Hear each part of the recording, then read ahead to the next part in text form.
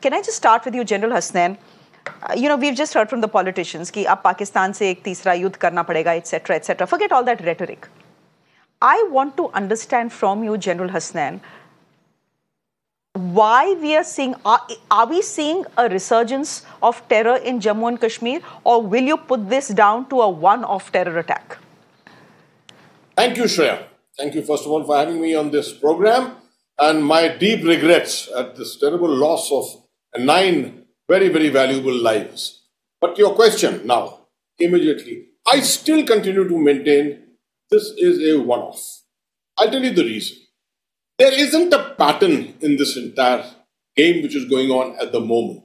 I remind you of way back in 2000, the 19th of March 2000, when the Chikti Singhpura incident took place.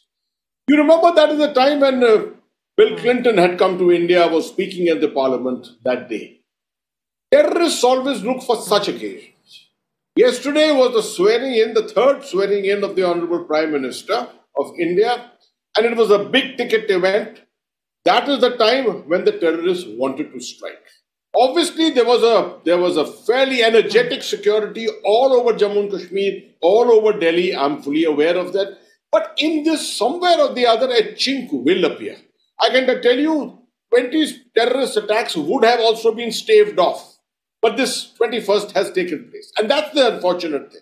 And it's taken place in a very dastardly manner, in which I just heard your description of the firing going on for almost 20 minutes to try and take down the maximum number of pilgrims who were in that bus. The attempt is to send home a message. The message which the other side, the ISI, the Pakistan, the deep state, whoever is there, wants to send across is that they still matter. Abhi kahani khatam nahi hui hai. That's what they want to send. That don't celebrate. In India, we have, and we, all of us who are defense analysts, observers who have been in Kashmir, who know Kashmir well, always state publicly that the absence of violence is not peace. But what is happening is there is an absence of violence. And one-off incident takes place after 4-5 months. But that leads everyone to start thinking that everything is gone completely haywire. That's not so. I think we have achieved a lot in the last 5 years. Most of the statistics are all down. This is a long-term game. This is a strategy which he will play out. At the moment, Pakistan is down and out. And they know that they have invested in the last 35 years, they've invested in Jammu and Kashmir. They don't want that investment to go waste. So they will keep the fires burning. And this is the manner in which they will do it, looking for occasions such as this to establish their relevance. Okay, so clearly the no war, no peace situation with Pakistan continues as far as Jammu and Kashmir is concerned. SP Vaid, can I just get you into the conversation? I was speaking to some, some people who are posted in Jammu and Kashmir, and they tell me, and I want your analysis and I want General Hasnain's analysis as well, but for the falling of this bus in the gorge, there is a good chance, given the fact that the terrorists were in the area for the next 20 minutes or so, but for the bus falling into the gorge, more people would have actually been killed. The fall actually ended up saving some people. Is that your analysis as well?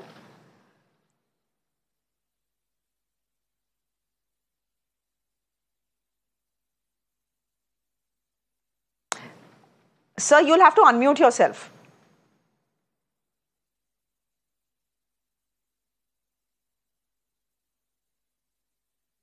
Mr. Vaid, can you unmute yourself, please?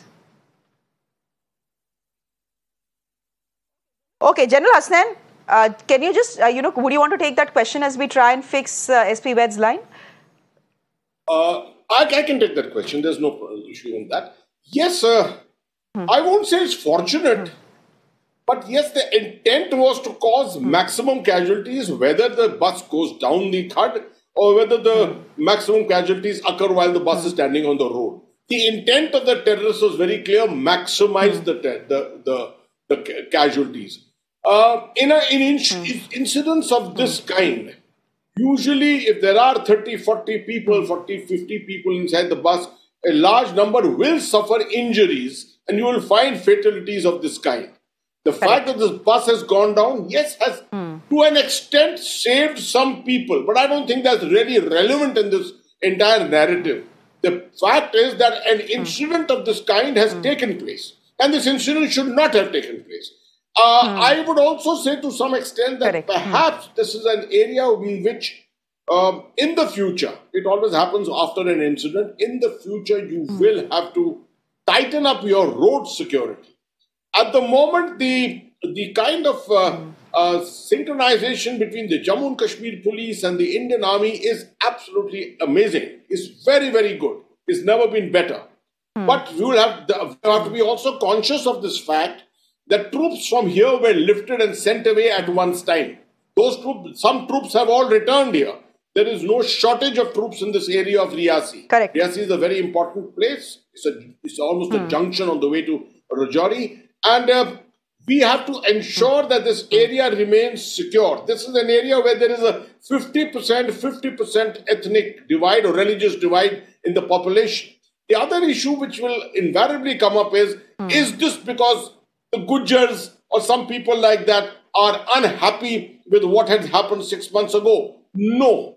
That was also a one-off incident. And I think lots and lots of action has been taken by the Jammu and Kashmir administration, the Jammu and Kashmir police and the army to retrieve that situation completely. SP Vaid, you're coming into the conversation. Thankfully, the phone line, I believe, has been fixed. Can I then ask you this? There was, common wisdom in Kashmir said, Mr. Vaid, that terrorists do not target pilgrims and tourists because Kashmir's economy depends on them. Has that changed over a period of time? And by the looks of it, it clearly has. Why is that? And why has the abrogation of Article 370 not had the impact that everyone thought it would have on terrorism in the valley?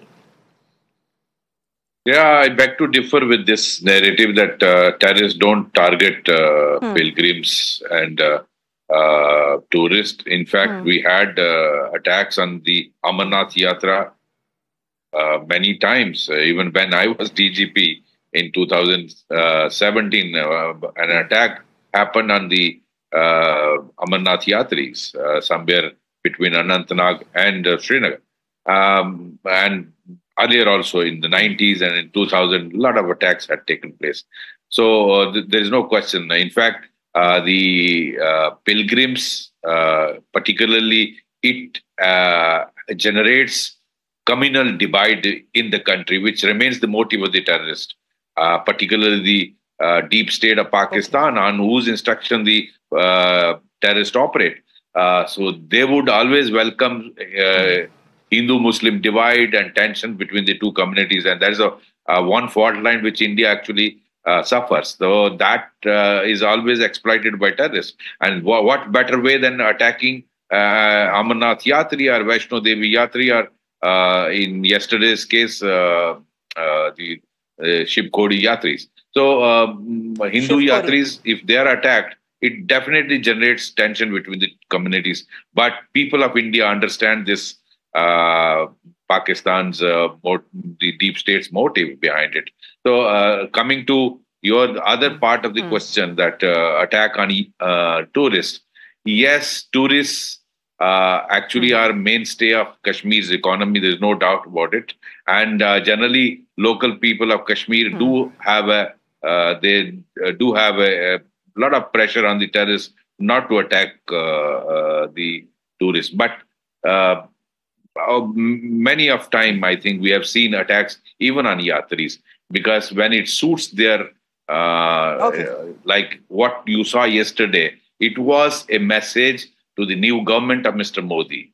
What happened yesterday, it was basically a message, and to test how does Mr. Modi's government respond with him having come with a weaker strength. So I think it was clear, and the way Modi government had isolated Pakistan, invited every other neighbor, and Pakistanis were crying hoarse that we have not been invited. And I think that is what must have been in their mind, that we must show our presence. And that's why this weaker spot was chosen. But as General Hasnan said,